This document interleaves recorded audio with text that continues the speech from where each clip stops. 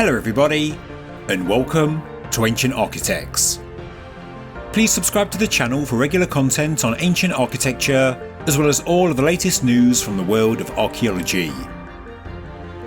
If you're interested in the mysteries of ancient Egypt, then you'll have heard many wild and wonderful theories about the Sphinx, and many of you will have seen this unusual feature below the right ear. It's a favourite subject of YouTube Shorts, TikToks and Instagram Reels, and many ideas have been put forward as to what this rectangular feature actually is, why it's there and what its function was, some of which are crazier than others. It's a button, a mechanism some say, a lever that you press, and it opens a secret chamber inside the head. Okay, I'm sceptical, like we all should be. And so, what's the evidence? Is there a diagram from Giovanni Caviglia from the 19th century? Did Henry Salt record it in his memoirs? Is there a legend from the times of the Caliph Al-Mamun? Or is it written on the Dream Stealer? Well no, I'm afraid not. In this case it's the words of a Russian child who claimed to have had a past life on Mars, a planet that was devastated by a nuclear conflict. He then says he was reincarnated as a human on Earth and he's here to prevent a nuclear apocalypse on our planet. He said the key to understanding all human life lies within the Great Sphinx of Egypt, and believes there to be an unlocking mechanism behind the Sphinx's ear that could bring about a significant change in human existence. He said, quote, "Human life will change when the Sphinx is opened." End quote. And so, some heard this testimony and then saw this feature below the right ear of the Sphinx, and well, they put 2 and 2 together and made 5. The testimony of a self-proclaimed reincarnated Martian is possibly the worst evidence you can draw on to unravel the mysteries of the Great Sphinx. So, what is it? What is the feature below the ear of the Sphinx?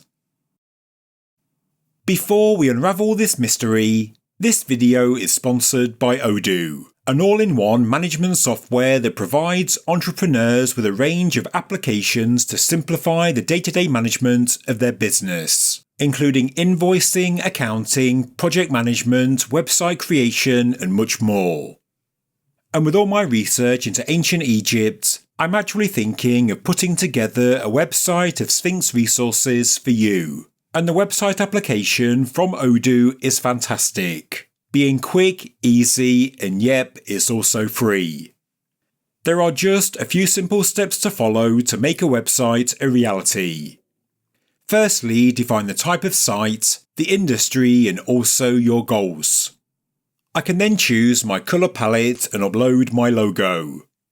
Depending on how I want to structure the site, I can add the required pages and features, and I can choose a theme from a variety on offer.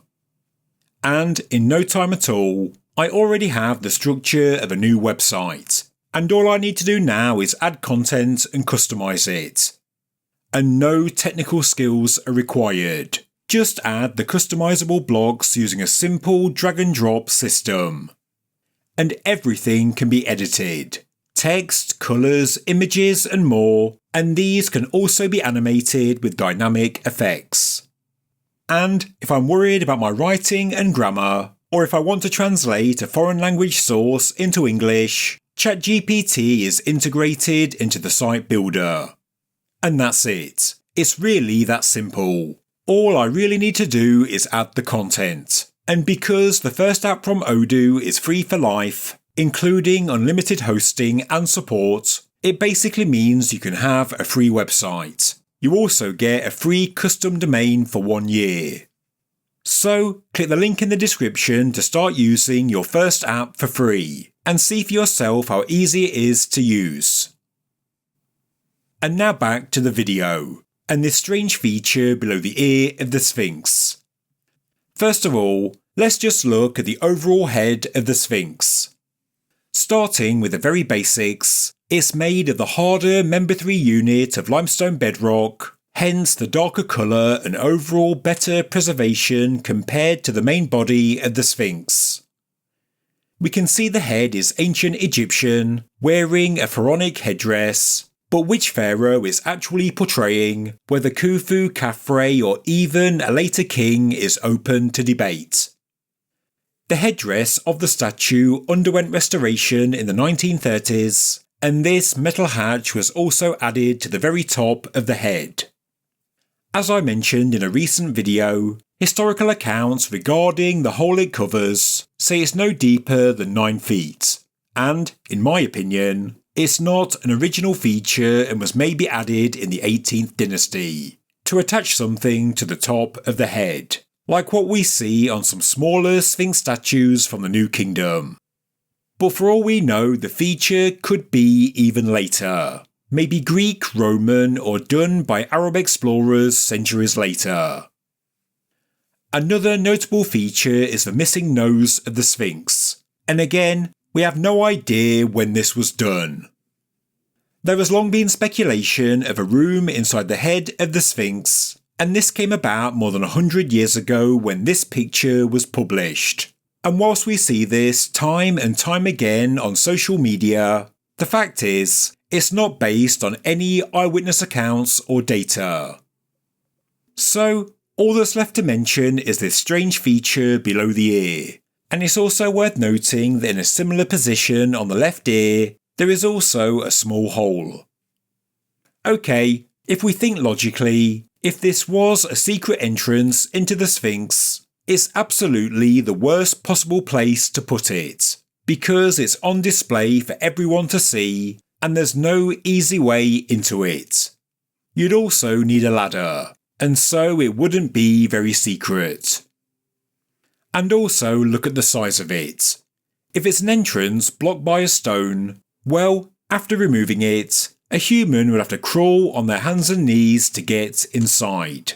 Really, it's just not practical. It also has a very crude shape. If the ancient Egyptians could carve a beautiful and realistic pharaonic face from the hard Member 3 bedrock, why couldn't they carve a simple, regular rectangle for a door? There is absolutely no evidence to believe that this is any kind of entrance, and what some call a blocking stone is quite clearly just part of the bedrock still in place. What we see is a rectangular groove, meaning the limestone has been cut so that a piece protrudes accordingly. The high-resolution photographs also show that it's not an isolated feature. There's a vertical groove to the left, beneath which are a couple of horizontal cut marks. Above the vertical groove there looks to be a right-angled cut, and it extends over the main feature. There are also 2 holes to the right. And all the features seem to be aligned, and so I believe they must be related. So, what are we looking at? For a start, I really don't think they're original features. I don't think they were created when the face was carved.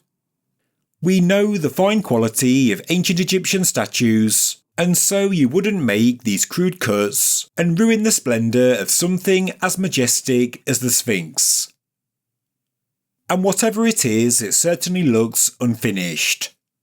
I imagine the cuts were made to eventually remove this protruding piece of stone.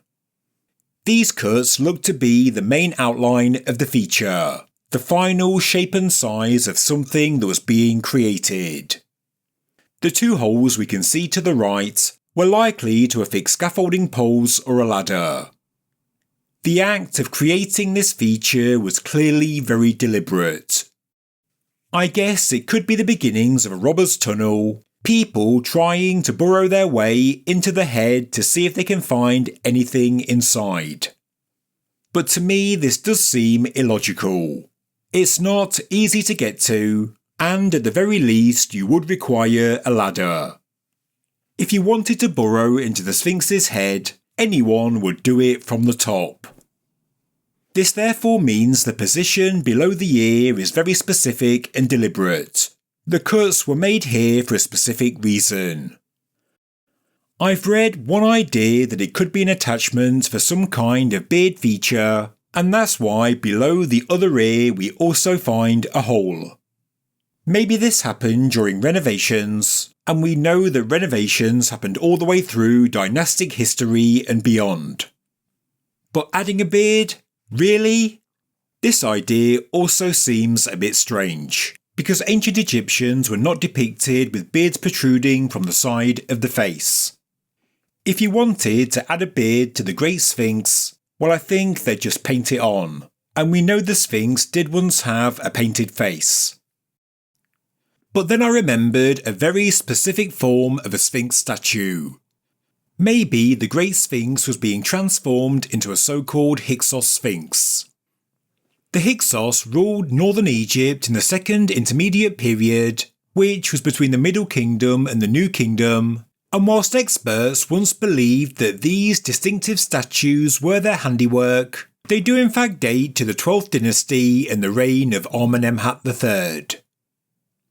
These human lion statues do have a protruding mane, and although there is no actual evidence, maybe Amenemhat created these features on the Great Sphinx to add a mane.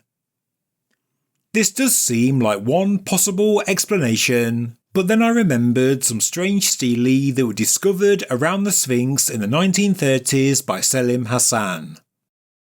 They're known as ear stelae, and they date back to the New Kingdom of ancient Egypt, when the Sphinx was known as the god Horumakhet, meaning Horus in the horizon. Hassan believed the carved ears were actual substitutes for the ears of the god being worshipped. People would make a pilgrimage to a sacred spot, dedicate an ear tablet to the god of the specific sanctuary, and make their request or prayer orally into the ear, which was then set up in the wall of the temple or buried in the sand surrounding it. The ear stealer would retain the prayer, and the request would receive the attention of the god, and dozens of these tablets were found at the Sphinx. In the New Kingdom, the cult of the Sphinx was strong. Pharaohs, dignitaries, and also common people would visit and pay their respects to Horumakhet. Even the Canaanite settlers living in Egypt would worship the great monument, believing it to be a depiction of their god Horon, a belief so strong that in time, Horon and Horumakhet would actually merge together. So how does this relate back to the subject of the video, this strange feature below the ear? Well, if people were depicting their own Horumakhet ears on stelae and presenting them to the Great Sphinx, the actual ears of the monument itself must have been extremely important. The ancient Egyptians had a religious practice of talking into a depiction of an ear that was inscribed onto a tablet, so if you could reach the actual ear, maybe there was a belief you could talk more directly to the god. I think it's very possible that these features were created in the New Kingdom, and maybe a platform or some kind of architectural feature was being planned, to maybe allow the pharaoh to climb up a ladder and speak directly to the god. It's also possible that this bedrock below the ear was being hollowed out to insert a stele, dedicated by the king to the god Horumakhet. Whatever the truth, I think the evidence strongly suggests the work was unfinished. This looks to have been the outline of the work, and I do think it's a fair assumption that the purpose of these features is related to the practice of talking into the ear of the god. And in the case of the Sphinx's ear itself, the right was likely reserved for the pharaoh. Maybe there were plans for a small room to be made in the stone, just beneath the ear, with a kind of platform that could be reached by a ladder. Or, as I said, maybe someone was going to insert a stele. Or maybe Amenemhat III of the 12th dynasty was turning this into his own Sphinx statue. After this study, the fact is the features below the ear of the Sphinx do remain a mystery, and likely always will. And so if you have any ideas, please let me know in the comments section below. Thank you very much for watching this episode of Ancient Architects. If you enjoyed the video, please subscribe to the channel, please like the video, and please leave a comment below. Thank you very much.